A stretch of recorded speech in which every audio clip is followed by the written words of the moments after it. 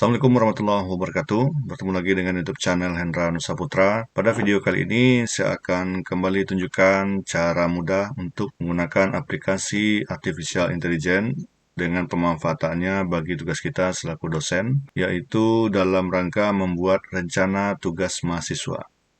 Nah, di sini kita akan berpatokan pada RPS yang sudah kita susun, yang sudah kita buat dari awal sampai akhir, mulai dari CPMK, indikator penilaian, kriteria, sampai ada materi pembelajarannya. Nah, yang kita butuhkan sekarang ini untuk lebih lengkap dalam pembelajaran itu adalah rencana tugas mahasiswa, agar nanti kita terstruktur terhadap capaian dalam materi kuliah yang kita ajarkan. Nah, bagaimana cara membuat atau mencari referensi yang mudah didapat agar rencana tugas mahasiswa ini lebih lengkap dan akurat ya untuk hasil capaiannya. Nah, silakan simak pada video berikut ini.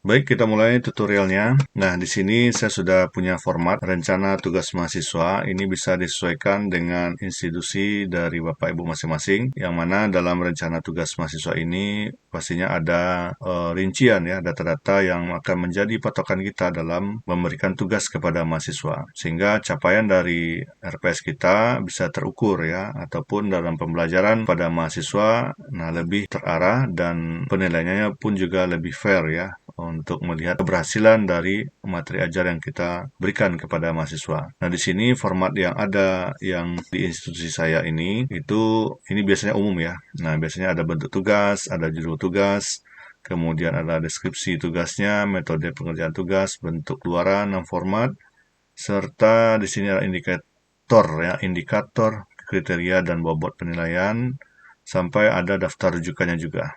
Nah, rincian ini semua ini harus diisi terkait salah satu topik ya, mungkin dari materi yang kita sudah punya. Nah, agar ini terstruktur, pastinya kita punya patokan terhadap pembuatan tugas ini dari RPS yang sudah kita punya ini. Nah, di mana sebelumnya saya sudah menjelaskan juga bagaimana cara membuat RPS ini, bagaimana mencari materi pembelajaran.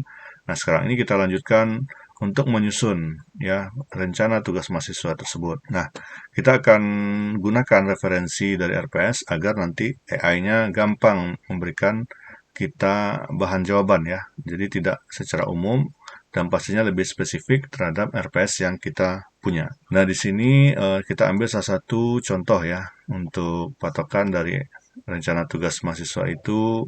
Kita ambil dari RPS ini dengan CPMK ini. Mampu menerapkan, nah ini, jadi sesuaikan saja di RPS Bapak Ibu masing-masing ya. Kemudian nanti kita ambil supaya lebih rinci. Nah, kita arahkan ke materi pembelajarannya. Nah, dari materi ini apa yang kita harapkan tugasnya. Nah, sekarang kita susun. Nah, saya akan gunakan aplikasi ChatGPT untuk meminta referensi ya, jawaban dari yang kita inginkan. Nah, di sini kita butuh prompt yang akan kita inputkan. Nah, di bagian bawah ini ada kolom chatnya. Jadi silakan kita ketik chat seperti ini. Nah, format prompt ini sangat penting ya, agar nanti hasil yang kita dapatkan lebih akurat. Di mana saya menyusun prompt ini dengan mengawali ya. Jadi kita awali dia dengan subjektif dari peran AI ini. Nah, kita buat di sini. Nanti saya akan tuliskan ya di deskripsi video. Jadi Bapak Ibu kawan-kawan bisa mengkopinya ini saja. Jadi saya akan perlu jelaskan dulu prompt yang kita gunakan. Jadi yang pertama itu kita harus jelaskan ya posisi ya atau peran dari AI ini. Anda adalah seorang dosen profesional. Nah, kemudian yang mengajar mata kuliah bidang apa? Jadi nanti ini bidangnya bisa Bapak Ibu ganti ya sesuai dengan masing-masing ya. Apakah bidang sains, bidang agama, ya bidang sosial, bidang ekonomi, nanti bisa disesuaikan. Nah, kemudian yaitu mata kuliahnya sebutkan di sini. Nanti diganti saja. Kemudian kita baru minta apa yang kita mau ya dari jawaban untuk AI ini. Kita minta di sini bantu saya dibuatkan rencana tugas mahasiswa. Nah, dengan data yang dibutuhkan, nah jadi kita sesuaikan dengan data dari format RTM kita. Nah, di sini formatnya sudah saya susun di sini, bentuk tugas, judul, deskripsi dan seterusnya.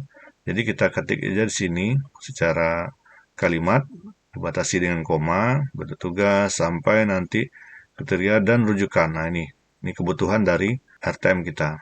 Seterusnya kita kasih rujukan lagi yang berkaitan dengan CPMK ini. Nah, kita copy CPMK masing-masing di kolom ini. Jadi kita copy, ambil bagian ini, di paste ya di sini. Nah, sudah ada. Kemudian dan materi pembelajarannya ini. Nah, kita tunjukkan dia materinya. Kita copy yang materi ini, kita paste. Nah, mungkin itu saja. Nah, kalau kita mau butuhnya rencana tugasnya 1 atau 2 atau 3, nanti tuliskan saja di sini. Nah, supaya lebih bobot ya, mungkin kita satu-satu aja dulu, supaya dihasilkan juga bagus ya.